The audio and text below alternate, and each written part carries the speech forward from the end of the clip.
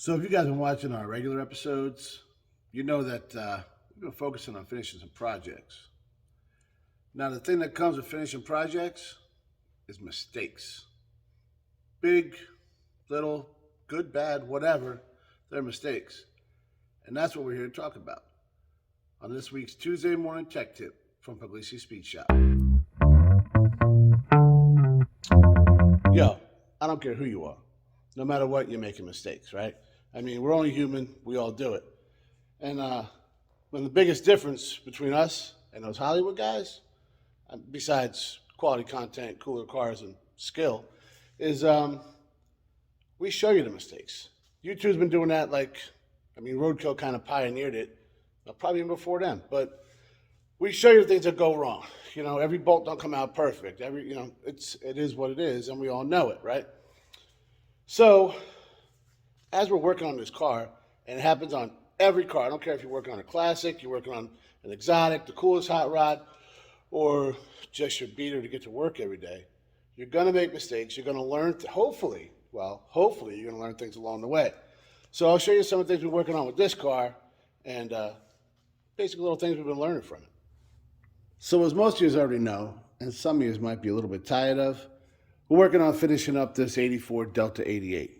Getting all the little stuff done, all the stuff that previous owners might have neglected or hacked together or whatever, and we're learning a ton, right?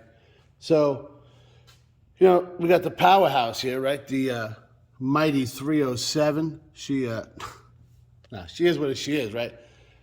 About 140 horsepower, but gets this big old boat down the road okay, and she runs pretty good. Well, she really doesn't run at all right now, like without a carburetor on it, but we'll get to that. So these are some of the things we've been working on. We got the carb pulled off. We did some recent wiring repairs here. Did a little bit of modifications to get the fan shroud to fit after a different radiator was put in. Did the whole front dress here. We got the new belts in here, some new hoses, all the basic stuff that just kind of gets overlooked over time. Now we talked about the carburetor. Well, you see we got some new stuff over here. New tires, of course. Couple carburetors, neither one of which are new. This was on the car, didn't really fit that well. This is the original. We'll see how that goes. And then we hit up our favorite local spot, and guys at Napa hooked us up with the basics there to take care of some of the tasks at hand. All right, guys, I mentioned this before, right? Overthinking stuff. I've been doing it right now because I'm not even sure what I want to say about all this. I mean, we're kind of all over the place, right? I mean, one car, but a lot of different jobs, right?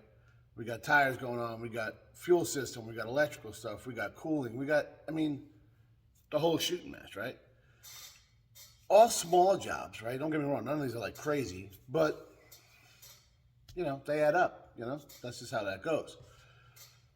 So, looking through some comments on my last video, come across one from my buddy Bill, right? Over there at G3 Garage. First off, I'm going to clip a little thing right here.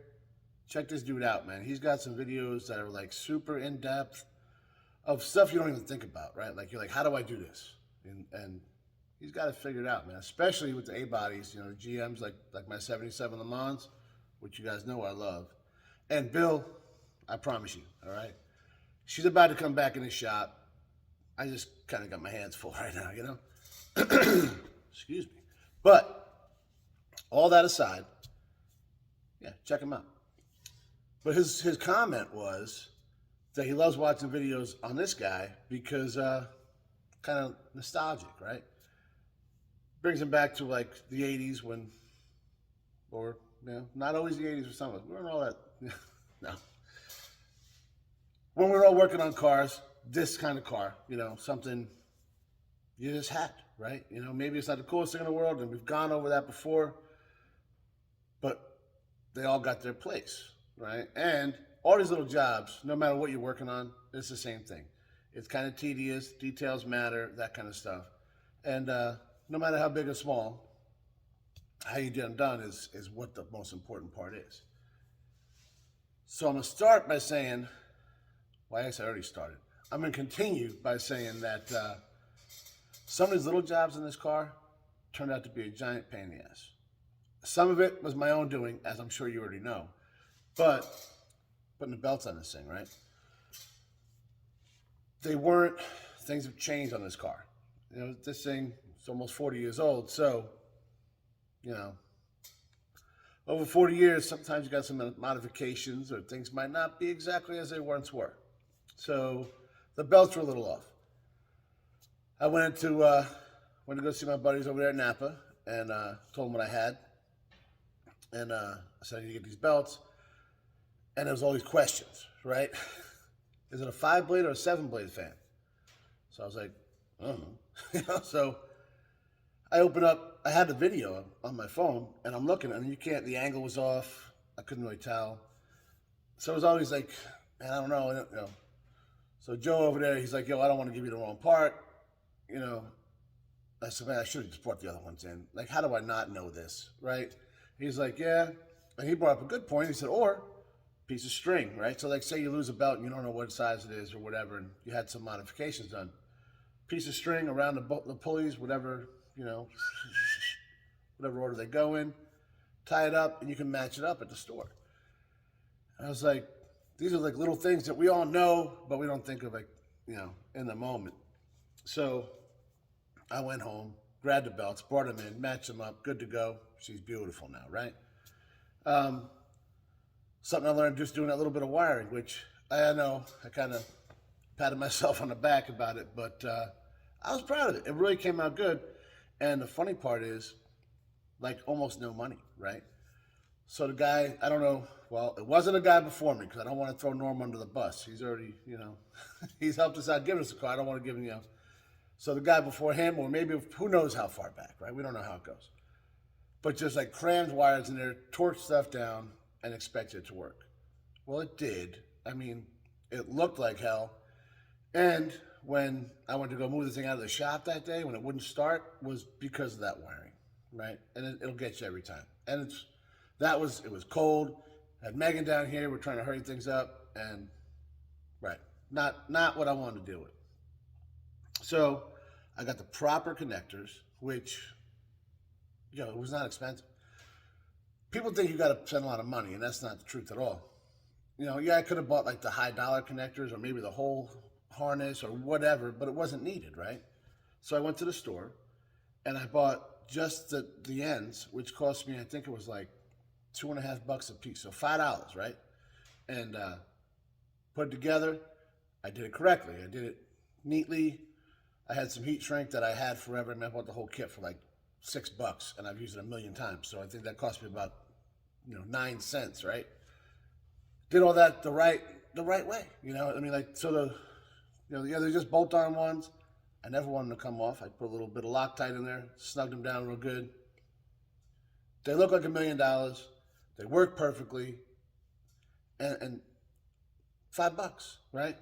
So don't get it twisted that you got to spend a lot of money on things. A lot of it's the workmanship, right? So speaking of workmanship, like I said, we're going to talk about the carburetor. The guy took a quadrijet off, right? The computer-controlled one, which Bill also told me about. Thanks again, Bill. And they're not the best. It's like shortly before fuel injection came out, they started messing with stuff. And, it's all experimental at this point in the game, and it's not the greatest. When it works well. And everybody, quadra puke, whatever you want to call it, everybody says they're terrible. I got one of that 65 Chevy, flawless for 3 years. I drove that thing every day. No matter what weather, flawless. If you got them tuned right, they're actually a really good carburetor. Now you start putting computers and things that shouldn't have computers in them. Well, that remains to be seen. But the guy took that quadrijet off, which arguably is not the best. It works great, but Put that Edelbrock on there, right? I think it's like a 1406 or something like that. Everybody loves them. They run them on everything, and I mean, you take that out of the box, drop it on a small block, it's like, boom, perfect, right? So that's what he figured was going to happen. Well, you can't just drop, it's got to fit on the intake. We saw that was not the case because it didn't fill the intake. I mean, it's that simple, right? He modified some things he might not have been qualified to modify, and the end result was it ran terribly, right? The idle's all over the place, and it's rich as could be, and it's smoking, it's doing all sorts of stuff, right? All of which I believe caused by that carburetor.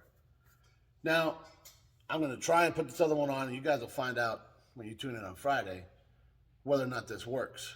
But we're going 50-50 right now. But if it doesn't work, I'm not going to put that Edelbrock back on. Yes, it's a better carburetor, no question about it. But not for this application. Now, if I want to change the intake and I want to do it, yeah, it would definitely be the best thing to do. But I'm not going to do that to this car because the whole purpose behind this project is to take what you get, put it back to where it's just legit, and get it back on the road reliably, right? I'm not trying to hype this thing up. I'm not trying to do any of that kind of stuff. So this is the best way to do it. Now, if that doesn't work, I got a couple other ideas. I don't want to give them away right now. You got to tune in Friday to find out. But that's what's up, guys. There's a couple, you don't got to learn from my mistakes, too. Think about bringing your belt with you, all that kind of stuff. Because no matter how far along, I'm still making the same mistakes I made when I was a teenager. Doing the same stuff. Like, I forgot to bring the belt. It's, and you're always going to do it. I'm going to leave you with this. My old man had a saying, right?